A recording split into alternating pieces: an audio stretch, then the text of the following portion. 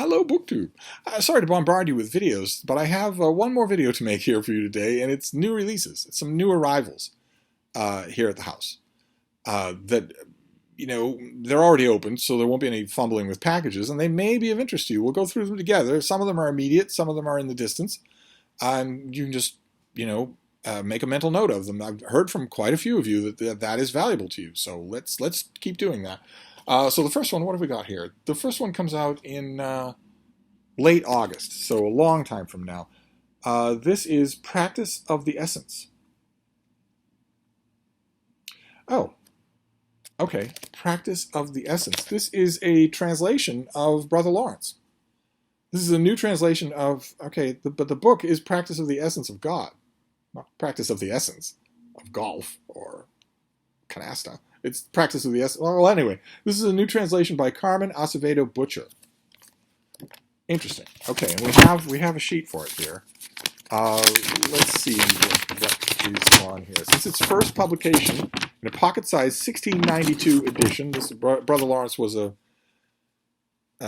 kitchen worker in a Carmelite monastery in Paris in the 17th century, and he struck some of his fellow brothers and some of the higher-ups in the local church for his piety and for the directness of his faith. So he was interviewed, and a book resulted that is Practice of the Presence of God, although here it's called Practice of the Presence. Since it was first published in its pocket-sized 1692 edition, Brother Lawrence's spiritual classic has remained in print, beloved by people of varying spiritual paths and religious traditions. Okay.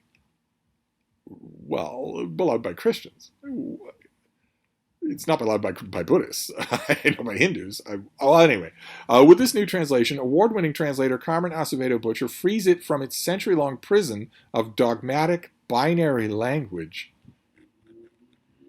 and brings fresh, inclusive treatment that readers are sure to find transformational.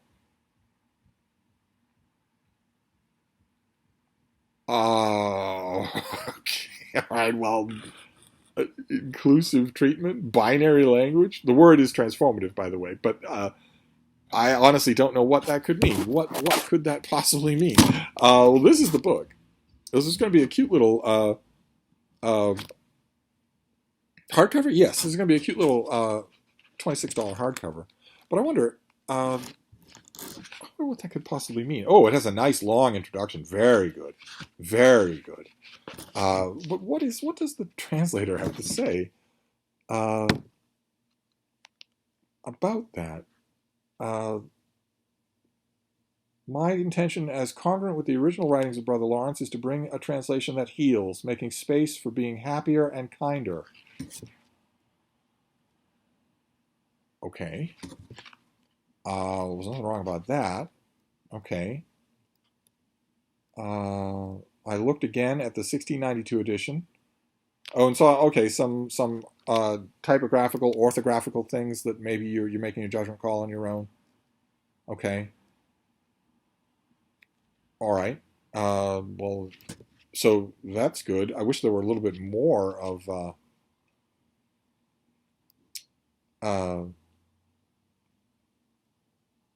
oh my.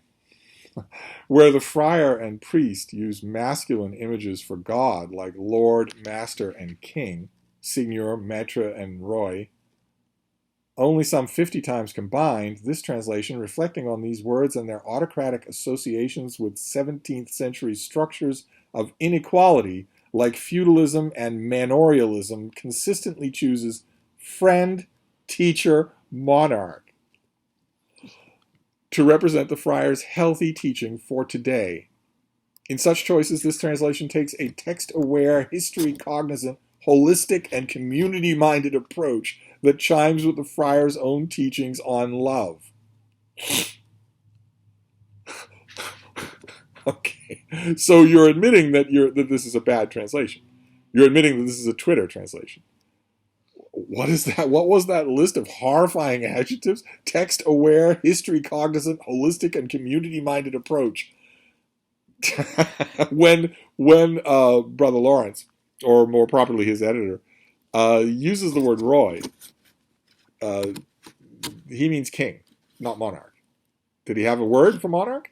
Did he have a word for a female king, for a queen? Yeah, he did. Did he use it? No. No. When he said maître, did he mean teacher? No, he did not at all mean teacher. No, he did not. So are you translating for approval on Twitter? So this translator is announcing to her readers ahead of time. I guess it's a courtesy in a way. This is an inaccurate translation, which is kind of rotten. But I'll be interested in reading the long introduction. I mean, this is a fascinating figure. It's kind of a shame, and now that I think about it, a horrible harbinger of things to come. If a translator is just bald-facedly announcing that they're not translating accuracy because of Twitter, because it's not community holistic, because what follows after that, right? I mean, can you call when you're translating Homer's Iliad? Can you call Diomedes he if you don't know that he identified as a man? Anyway, a new edition of Brother Lawrence. Those of you who don't know this figure, it is quite a remarkable book. Oh boy, though.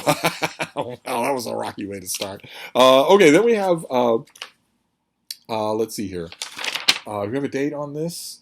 April. This is out already. This is the new Library of America volume of F. Scott Fitzgerald.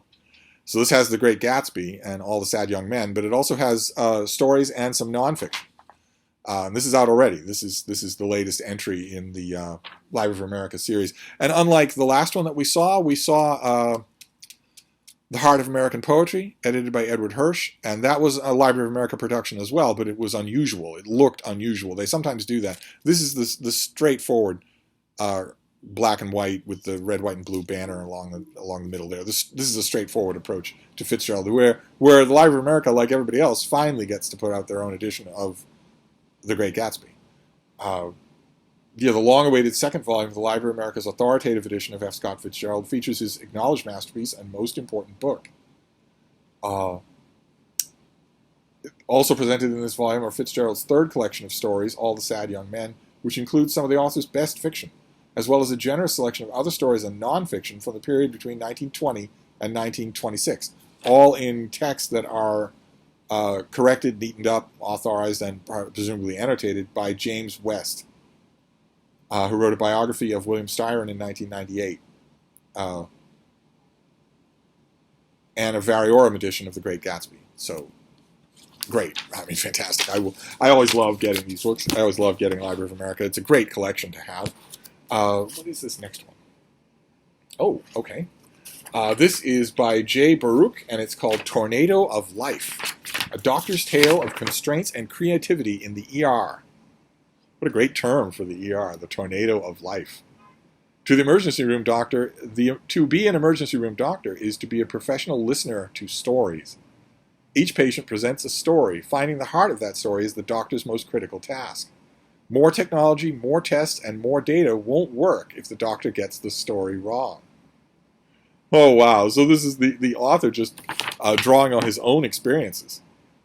A practicing emergency room physician and professor of emergency medicine at Alpert Medical School of Brown University.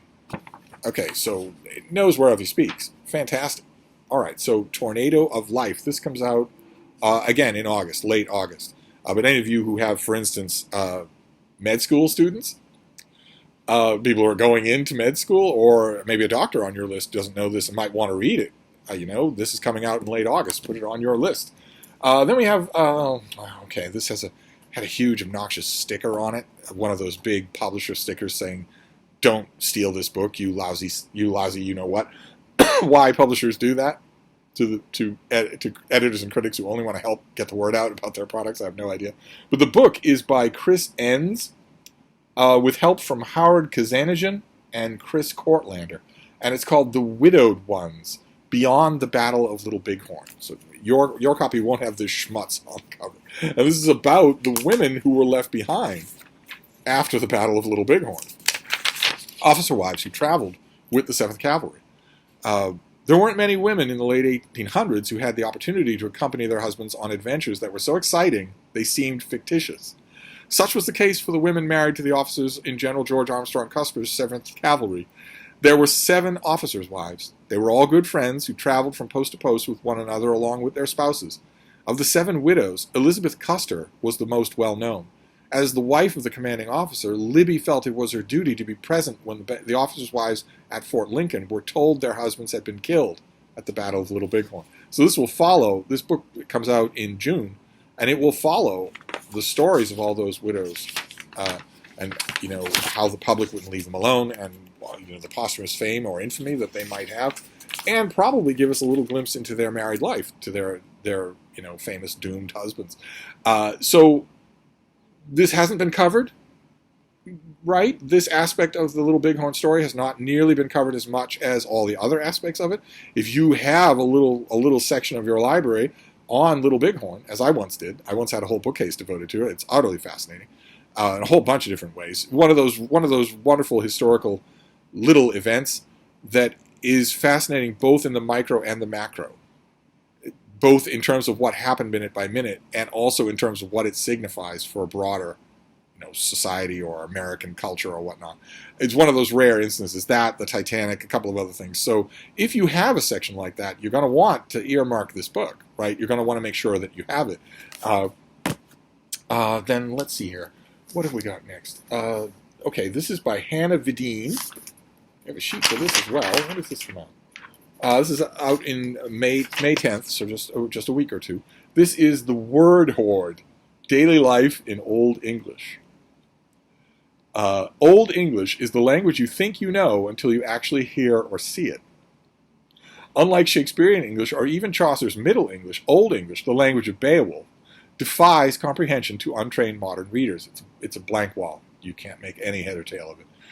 Used throughout much of Britain more than 1,000 years ago, it is rich with words that haven't changed, like words, like the word words, others that are unrecognizable, such as Neo-Roxwang, which is kind of a paradise or a paradisical state, and some that are mystifying even in translation.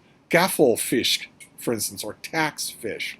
That thing right there. That's in this delightful book, the author gathers a glorious trove of these gems and uses them to illuminate the lives of the earliest English speakers.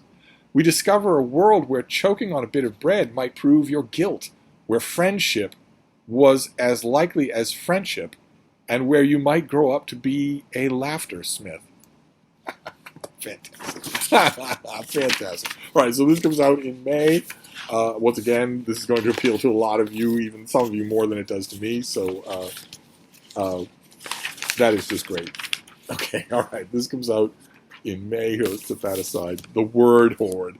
Let's see here. This next one comes out in August, so this also gives you some time to prepare. What have we got here? Oh, great. Popular natural history. Popular nature and science writing. Just great. From the folks at W.W. Norton. This is by Marlene Zook, and it is Dancing Cockatoos and the Dead Man Test. How behavior evolves and why it matters. Let's see here.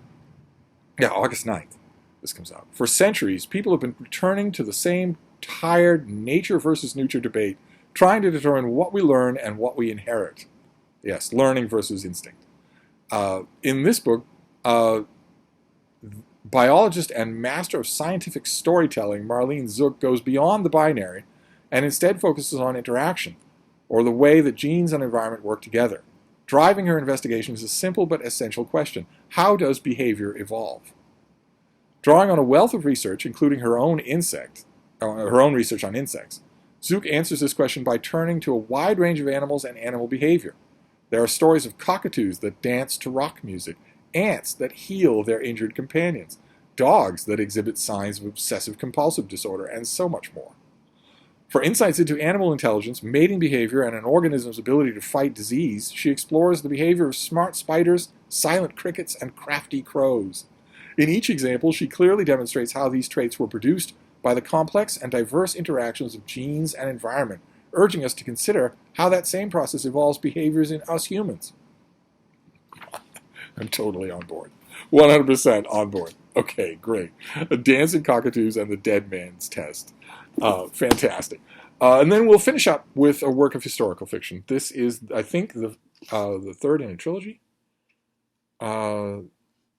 Yes, this is the concluding volume in a trilogy. So it's Roman historical fiction. A lot of you really like that. But I don't know. I'm not familiar with the series, so I'm not sure how much This is dependent on the first two. It might be one of those third books in a series that really benefits by you reading the first two. But I wanted you to know that it's coming. This is by Deborah May McLeod, and it is Empire of Iron. And this is a novel about the Vestal Virgins, Rome's sororal society of it'd be weird to call them nuns. It's weird to know we don't really have an equivalent in the modern world for what the Vestal Virgins were. Nuns would be the closest thing, and they certainly were. They intentionally usurped the space that the Vestals occupied, but it was more than that, much more than that, and that's, I guess, going to be the main focus here. Hoping that this is not a Vestal, since they're not allowed to handle weapons. But let's see. There is a saying in Rome: the Tarpeian Rock is near the Capitoline. For those of you not up on your ancient Rome, the Tarpeian Rock was a feature where people the mob disliked, or that the Senate had consigned as traitors, were thrown off the Tarpeian Rock. And the Capitoline, of course, is where the laws were made. It's where the center of Roman power was. Meaning that even the height of power, one is never far from a fall. As the Vestalis Maxima. Oh, so Pomponia is the main character here, and she is the chief Vestal. She has guided her order through the collapse of Rome's Republic and the rise of the Empire. Her wit and piety have elevated the Vestals to a position of unprecedented prestige, and her friendship with Caesar Augustus has personally afforded her a life of political influence and privilege. She has been adored and untouchable. Yet that illusion of safety has been shattered by the ruthless enemy who continues to menace her from the shadows, his vengeful nature escalating to terrifying new heights that threaten not just Pomponia, but all of those she cares for, including the Emperor. Okay, so there we see a hint that maybe, that feels like something that was carried over from earlier novels. So I don't know how successfully this will handle that. I always say, if it's the third book in the series and it doesn't read like the first book in the series, it's the author's fault, not yours. But nevertheless, we all know that it happens. So I wouldn't want you to invest in this if I don't know it. I don't know the series, so I don't know what, ordinarily you'd be able to tell how much the third book can stand on its own by how much the second book stood on its own, but I didn't read it. I missed it.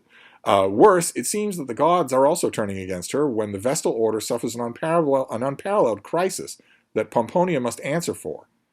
Struggling to maintain her position, Pomponia looks to her slaves and a renegade charioteer to support her as her complex relationship with her protege, Quintinia, brings painful secrets to light. What's the unparalleled crisis? What's the unparalleled crisis, I wonder? I can think of a couple, but they all occur earlier in Roman history. The Bonadia, the Bonadia charade that shook the Vestals. Maybe something to do with imperial maneuverings. That's we'll find out. I will definitely read this. I just don't know how. I don't know whether or not I can recommend it. Faced with threats from all directions, Pomponia must be willing to sacrifice everything, even her own morality, to protect her status, the Vestal Order, and the lives of those around her. In Empire of Iron, the unflinching conclusion to the Vesta Shadows trilogy, Pomponia realizes that, like Rome itself, she must become even more ruthless than her enemies if she is to survive. So it sounds really good. The only question will be, very nice. It's got a little bit of an inside cover there. It's also got this thing here. This page, which is really, really stiff, almost cardboard. There's a name for that in the book world. There's a name for this particular. Most books don't have it anymore, but there's a name for this, a particular industry name that I'm totally blanking. But I'll have to ask around and see. I'll start this too. I don't have a sheet on this, so I don't know when this comes out. I imagine it's out already, or early May. So it's close enough for me to dig right in and find out. But that's the only caution that I have with this. Who doesn't like a nice juicy piece of Roman historical fiction? The only question will be, can Empire of Iron stand on its own? What were the other two? Maybe you've read them. Does it say? Oh my, does it not say? No, it does not say. It does not name the other two. The Vesta Shadow series, book 3, but it does not say what the other two books were. I'll find out. But anyway, that is some new arrivals for you. We have Roman historical fiction. We have just what it is that animals learn versus what they are so-called programmed to know. We have the word horde. What a selection of individual words from Old English might tell us about the people who spoke those words and the world they lived in. We have the widowed ones, about the famous widows of the officers in the 7th Cavalry who died at Little Bighorn. We have Tornado of Life, first-hand memoir of an emergency room doctor and what he learns in that experience. We have the new Library of America volume, which finally gives us The Great Gatsby in the Library of America. And we have Practice of the Presence of God, or Practice of the Presence, sorry, which is Brother Lawrence. This is a spiritual classic. This has been beloved by lots and lots of people, and it has a new translation. That's inherently interesting, no matter what the translation does. It's still inherently interesting that that's happening. So there you go. There are some new arrivals for your consideration. I'm going to wrap this up. That's quite a few videos from me, but I will be back. Thank you, BookTube.